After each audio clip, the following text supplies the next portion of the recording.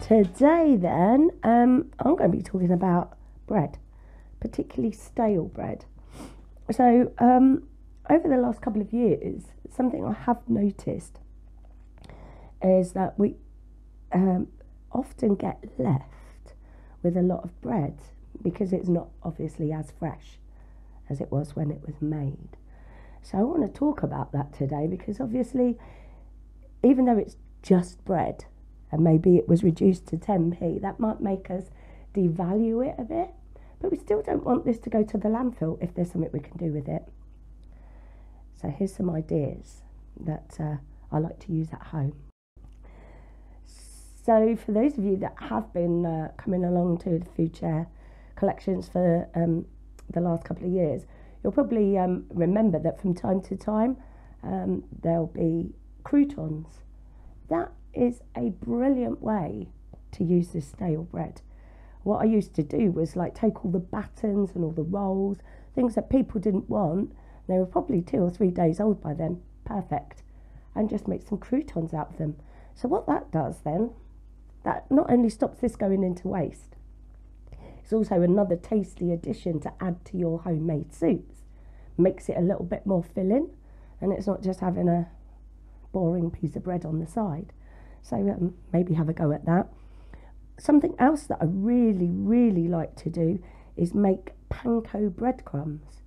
Now, before I started doing food share, I did used to buy them. And then when I saw so much bread, I thought, well, why don't I just make them myself? And they're quite expensive actually, but they're so much nicer than the old golden fried breadcrumbs or the home fried breadcrumbs that we used to get years ago when I was a kid. Now, the way to do it is really super simple. So see that I've got one of these little loaves here, and it is really pretty stale. This is no joke. And what I like to do is just take off all the crusts. I'm just going to do that now. And I'm not going to throw the crusts away, because these I like to dry out and grind up, and I'll use them for, say, stuffing. So if we have a roast, I like to have some stuffing, because again, it just makes the meal go further. And this is the breadcrumbs that I use, so I use all these outside bits. And you can have wholemeal panko. The thing about panko is it is very light and airy, and it's a very specific way of making breadcrumbs. So these I'll dry out, chuck them in the blender, or put them in a bowl with my stick blender and just break them down. Easy, really quick, done. With panko, however, I just take this off without taking my fingers. With panko, you don't want any of these outside bits, and you want some really nice, big, loose crumbs, and that's pretty much the main difference, I would say. But what that does is it gives you your final product, gives it that extra crunch, that extra bite. It just adds another nice layer of texture. So pretty much done, really. Doesn't need to look pretty. I've got a high-sided bowl, very important because this is quite a messy job. If you've got some older children that know how to use a grater, this is a great job for them. So all you need is a box grater, and then we're just going to simply grate it.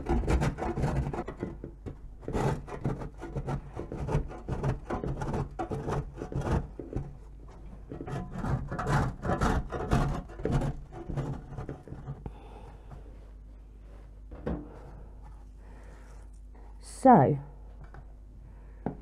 when we grate it, we get this lovely aerated crunchy breadcrumb, and they're a little bit crunchy now, but they're not dry enough for us to preserve them and to be able to use them again and again. So if you're going to use this today, you could use them straight off as they are. But if you want to like go and grab 2 or 3 loaves of bread like I did, and you want to use them for months and months, The way to do that is to dry them out.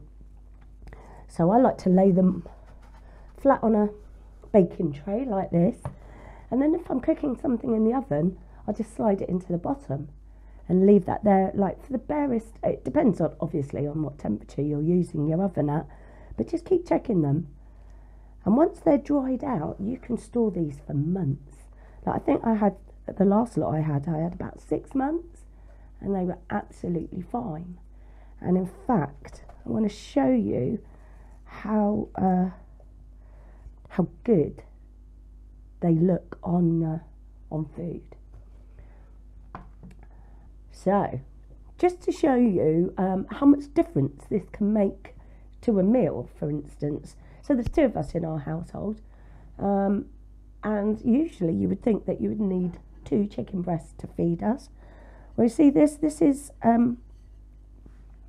half of a chicken breast, and all I did was cut that down the middle and then beat it with my rolling pin to make a schnitzel type thing. Now you can do that with pork, turkey, chicken obviously, and out of half of that chicken breast I got these, simply because I panade them in these really big chunky breadcrumbs.